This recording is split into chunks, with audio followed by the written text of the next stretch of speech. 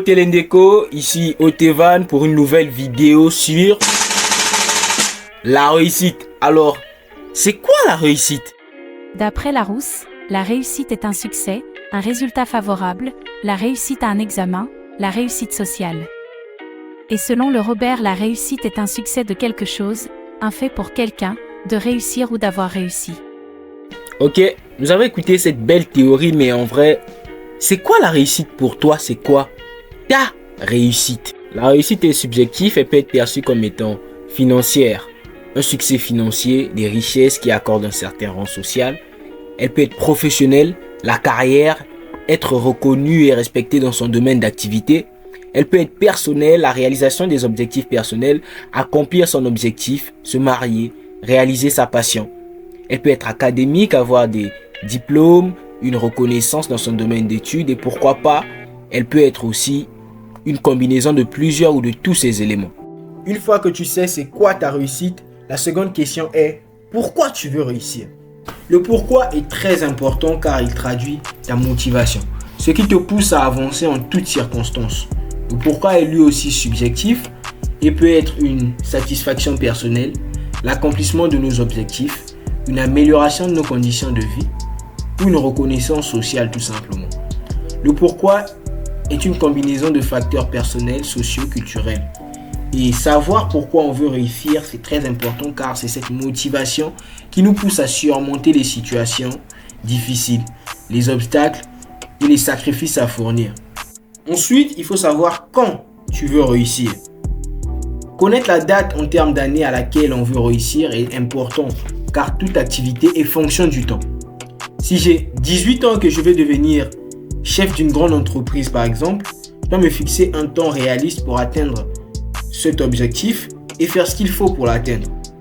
Car à 18 ans, fauché, au point mort, je ne peux pas me fixer pour objectif de devenir chef d'une très grande entreprise à 19 ans. Cela n'est pas réaliste. Chaque chose demande un certain temps, d'où l'importance de savoir quand tu veux réussir. Le fait de savoir quand tu veux réussir ne garantit en aucun cas que tu réussiras à la date prévue, car tu peux réussir avant ou après cette date, ou même ne jamais réussir. Tout dépendra de tes efforts, des opportunités, des obstacles et de ta manière de faire face aux situations. Et enfin, il faut te demander comment tu veux réussir. Là, c'est donc le processus pour atteindre ta réussite. Par quoi commencer, par où terminer, qu'est-ce qu'il te faut, qui il te faut, quel domaine, quelle activité. Ces questions vont donc ressortir des objectifs et des objectifs sortiront des activités qu'il faudra planifier pour avoir un processus bien structuré et savoir quoi faire et quand le faire pour atteindre tel ou tel objectif. En somme, lorsque tu sais c'est quoi ta réussite, pourquoi tu veux réussir, quand tu veux réussir, comment tu veux réussir, à ce moment-là, tu as une vision. Les réponses à ces questions forment donc une vision. La vision, il faut la rédiger car c'est la première étape de toute réalisation. C'est l'objectif de tous les objectifs.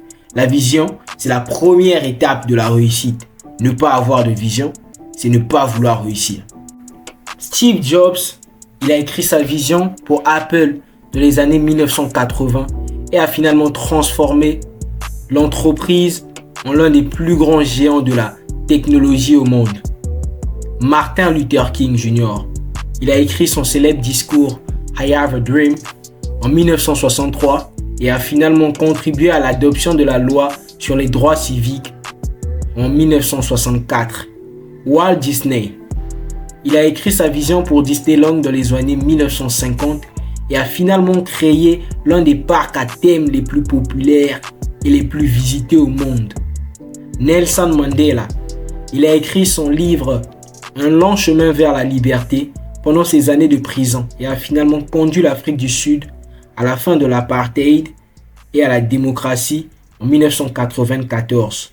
Elon Musk, il a écrit sa vision pour SpaceX, Tesla et d'autres entreprises dans les années 2000 et a finalement transformé ces entreprises en des leaders dans l'industrie de l'aérospatiale et de l'automobile.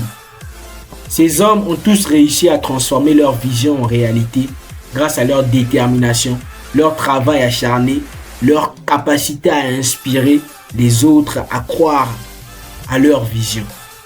Alors nous aussi, nous en sommes capables. Nous sommes capables d'écrire nos visions et de les réaliser.